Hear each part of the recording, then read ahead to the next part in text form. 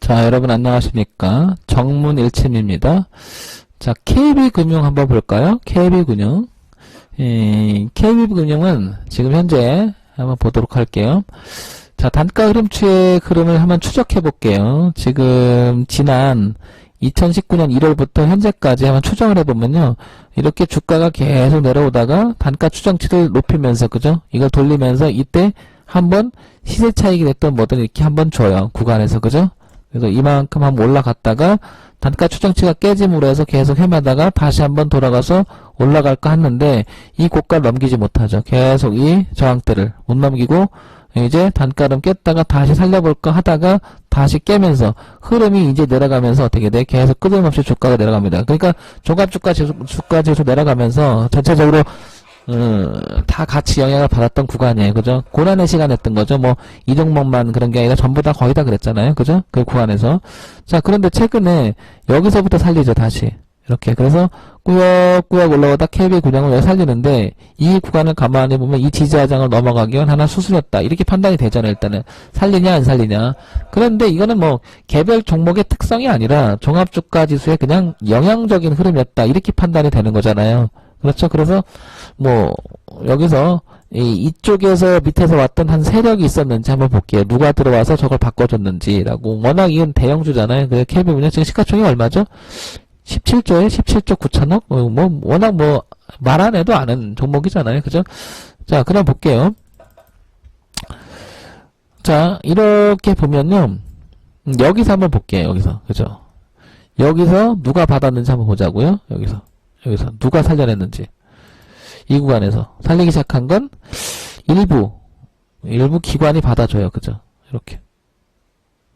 어디까지 받아줘요? 여기까지 받아줘요. 그죠?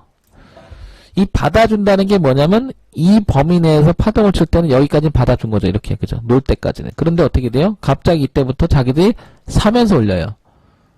그렇죠? 그렇죠? 그래서 여기서 빡 올려요. 그런데 이 쏟아질 때 이미 KB금융은 자기들이 사고 있었어요. 계속. 그죠? 이렇게. 그럼 이 구간에서 사고 여기 또 샀어요. 그죠? 여기 일부를 팔았지만 계속 가만히 보면 저 박스권에서 주식은 이 KB금융은 끊임없이 사고 있었어요. 누가? 기관이. 그죠? 그런데 주가를 가만히 보세요. 이 내려오는 지점부터 끊임없이 삽니다. 누가? 기관이.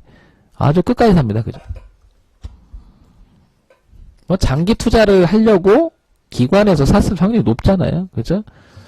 그런데 내려올 때 그 주도권을 잡고 계속 팔아버린 게 누구냐면 여기까지 아주 끝까지 팔아버린 게 누구예요? 외인이었죠? 그런데 이 부분에서 외인이 사줘요. 이렇게. 자, 반등을 하죠? 이렇게. 근데 가만히 보면 얘가 이때까지도 계속 사죠. 어디까지?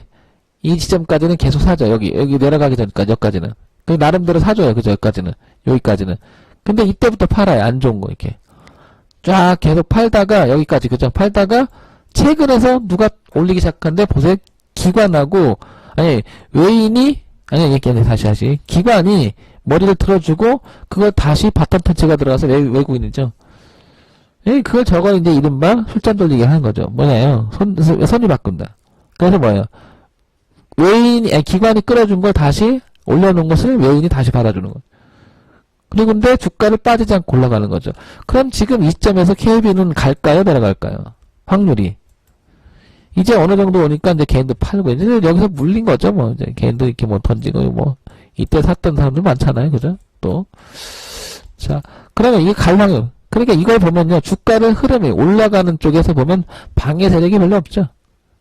이게 다만 이제 기관이 많이 가지고 있는 물량을 줄이려고 하는, 방해를 하는데 주가의 파동에서 어떻게 적극적으로 이렇게 내려꽂지는 않잖아요. 이 지랄은 안 하지, 이 지랄은. 소위 말해서 이렇게 내려꽂는 이 지랄은 안 하잖아요. 그게 방해를 하지 않는다, 이렇게 보는 거죠.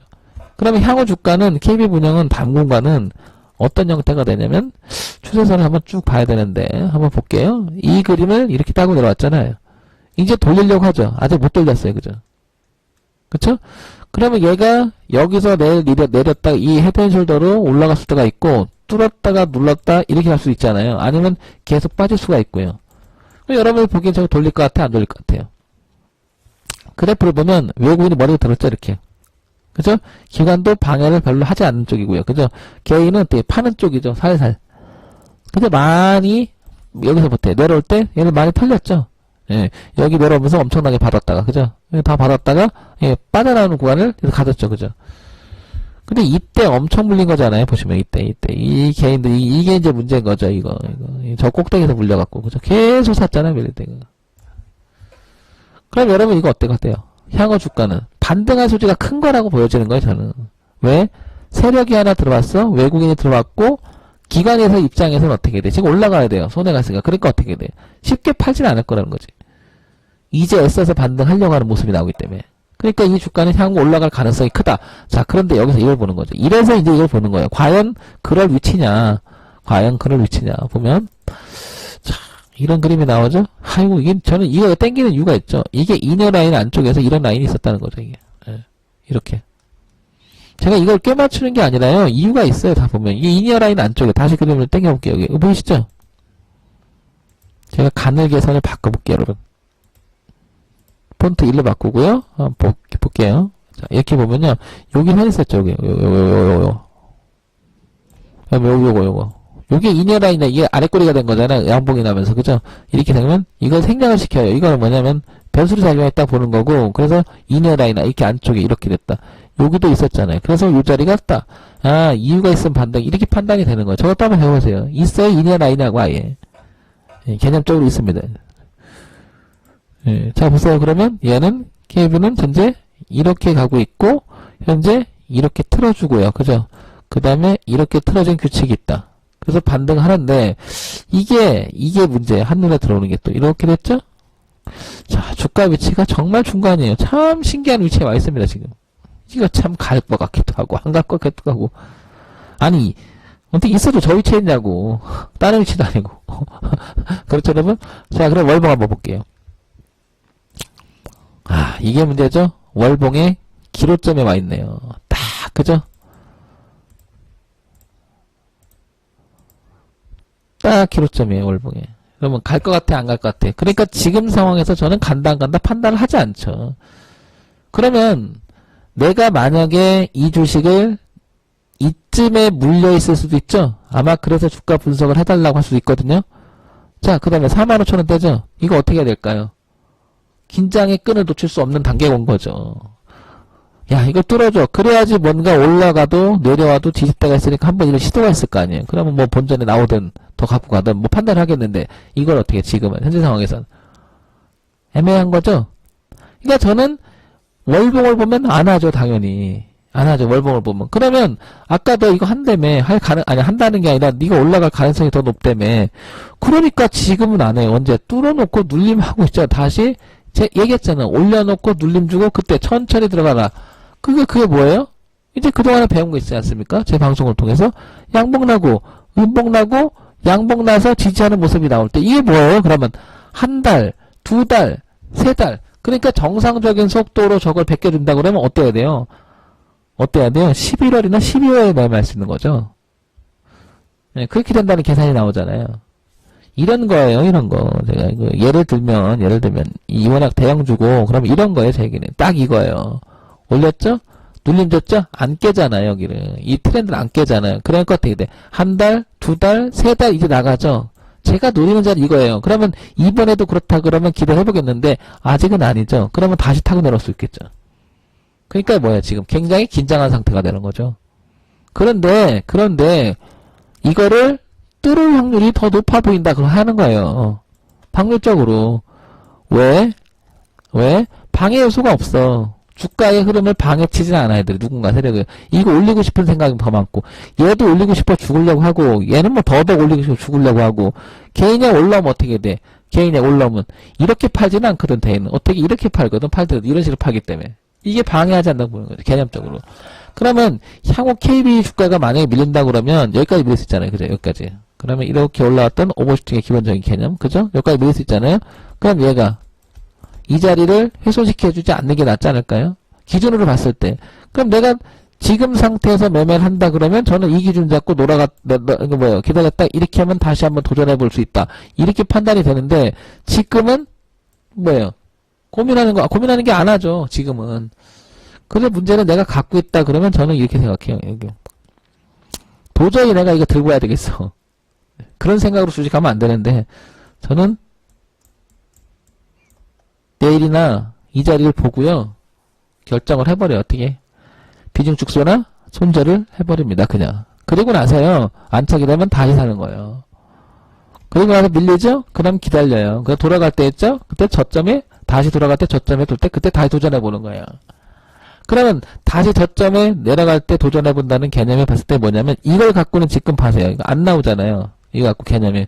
그러면 주봉을 한번 가볼게요. 여러분. 예, 주봉에서 보면 그림이 어때요? 예, 주봉은 지금 넘어가려고 애쓰잖아요. 그죠? 나름 이쁘죠? 이 말이에요. 제가. 만약에 내려갔어? 안 돼? 그럼 이렇게 되죠? 주봉으로 만약에 내려갔어? 이때 하라고요. 이때 제 얘기는 이때 하라고. 제가 하고 싶은 말이 이 말이 이때 다시 도전하라는 거죠. 그러니까 저는 잘랐다가 근데 그 자른 게 뭐예요? 월봉에 걸려있다니까 이게. 월봉에. 그러니까 잘랐다가 주봉에서는 갈 확률이 높아. 그러니까 내가 주식을 갖고 있어서 이 정도 물려있다 그러면 이렇게 될 확률이 높다니까. 그런데 밀릴 수도 있다? 이 기준이에요. 이 기준은. 그러면 어떻게 돼? 여기 밀릴 수 있으니까 월봉에서. 그래서 자른다니까. 나 다시 산다니까. 그런데 이거를 뚫어라. 다시 사면 되지. 다시 사면. 그런데 다시 산다는 게 만만치가 않아요. 그거를. 자, 볼게요. 이런 케이스인데요. 이런 거. 이렇게 됐죠? 이렇게. 내가 무엇인가 여기서 잘랐어요. 그래서 빠졌어요. 잘 잘랐다. 양봉이 나요. 근데 여러분 여기 살 것 같아요? 못 사요. 못 산다고. 여러분은 여기 사는 게 아니고 언제 사요? 갔다가 주가가 내려올 때 이때 사요. 이게 고스란히 또 물려 이거. 그래서 돌아갈 때 사는 그런 개념을 쓰기 위해서 제가 이렇게 차트를 쪼개놓은 거라고 이거를 보는 이유는 뭐냐면 이거예요. 최소한의 내가 주식을 사기 위해서는 큰 그림은 16분 기준으로 하고 그 당일에서 내가 결정해야겠다 그러면 어떻게 때로는 30초 봉으로 결정해. 이걸 보고 사요. 돌아가는 모습 있을 때 이걸 보고 당일에 살면 그러면 어느 정도 움직이는 파동 있는 건 거의 다 저는 16분 기준으로 해서 언제 사냐면 다 이때 사요. 돌아갈 때 출렁할 때 이때 사고요. 이때 이렇게 돌아갈 때 이렇게 돌아가죠. 이렇게 보면 여기 초록색이 보일 때쯤 되면 이때 사는 거 이때 이렇게 보이죠? 알아요. 이거 돌아가면 이거 아니까 크로스 날 때 이거 사요. 아니 이게 제가 하도 보니까 알지. 내가 만든 건데. 그런 개념을 도입해서 제가 주가를 주식 매매를 할 때 그걸 한다. 그럼 KV 보면 뭐 그건 깨끗하죠. 제가 이거 이렇게 하는 거예요. 이거 돌아갈 때 이렇게 깨끗해질 때. 그래서 주가의 특징이 있어요. 이런 거 잘 만들어준 주식이 있고 아주 지저분한 거 있고. 근데 이런 거 보면 어때요? 깨끗하죠. 이런데 제가 이거 틀어줄 때 제가 사는 자리예요. 이게 이런 제가 사는 자리인데 이런데 이런 데 사는 거야. 아무 때나 사는 게 아니고. 그럼 삼성전자를 한번 여기서 한번 봐볼까요? 삼성전자. 삼성전자. 이번에 올라올 때 뭐 어땠을까요? 얘도 나름 제가 하고 싶은 얘기는 깨끗하죠. 대형주는 깨끗한 면이 많아요. 그 누려서 미쳐버리는 거지. 여기 좋아하고요. 제가 들어간 다음 여기 좋아하고요. 여기 좋아하고요. 이 밑에서는 살 수가 없죠? 왜 이거를 봐야 되니까. 그러니까 이 자리가 어떤 의미가 있다면 이 자리가 들어갈 수 있겠죠? 다시 꺾었다 돌아갔죠? 휴지였죠? 그러면 이 삼성전자를 산다 그랬으면 이 자리에 쓸 거예요, 분명히. 이렇게 넘어갈 때. 그래서 나왔죠? 그럼 어떻게 돼요? 넘어갈 때, 그러니까 이쪽에서 잡아요. 이쯤에 잡아버려, 그냥. 왜 그러겠냐? 그러면서 저는 이걸 보는 거예요. 이거 부딪히러 가겠구나. 이거를. 그래서 어쩜 멈췄을지 몰라요, 이거. 그러면, 삼성전자를 산다 그러면 너 사라 그러면 어떻게 돼? 사도 제가 이거 보는 거 요거 초록색깔이 꺾인 거 요게 나올 때 이때 사요. 사도 그런데 사요 저는. 사도. 그러니까 원칙이 있어야 돼요. 그럼 왜 이런 걸 만들었는지 원칙을. 자 그러면 여기서 다시 삼성전자를 보시면 어때요? 지난번 주가 여기 한번 있었고요. 그죠? 흐름상 고가가 낮아지다가 턴하는 이 자리가 한번 있었죠. 이렇게 그죠? 이렇게 한번 시세가 있었고요. 삼성전자가 밑에 놀다가 부딪혔었죠. 지난번에 해다가 안착되는 이 자리. 한번 있었죠. 그래서 주가가 여기 넘어갈 때, 여태까지는 저도 의심했어요. 그럴까?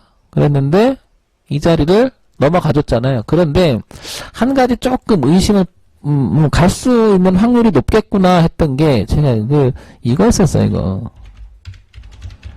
그러니까 이거 삼성전자 우선주가 이미 이 모습을 어때요? 이렇게 높여가는 모습이었었죠. 그래서 선행적으로 보면 얘가 이때 보면 어때요? 더 빨리 움직였었거든요. 그래서 이 트렌드를 타고 가지 않기는 이렇게 봤던 거죠. 그래서 여기까지는 먼저 가는데 이게 더 세게 가죠, 지금. 언제까지 갈지 모르죠, 그죠? 자, 그러면 정리해 볼게요. KB금융은 어떻게 생각하시는 게 낫냐면, 예, 근데 말씀드린 대로 그거예요. 월봉의 이 자리가 되게 중요한 위치다. 그러니까 물려있다 그러면 여러분 어떻게 돼요? 이제 결정해야 되겠죠, 이게. 그런데 주봉이나 이렇게 보면 어떻다? K분양은? 예, 희망이 좀 있다, 나름. 그죠? 여기를 기준으로 근데 반드시 잡았으면 좋겠어요. 이런 기준이 없으면 또 당해요. 또 당해요, 여러분. 그렇게 기준 없이 매매하시면. 기준은 반드시 있어야 된다. 정문을 치셨습니다.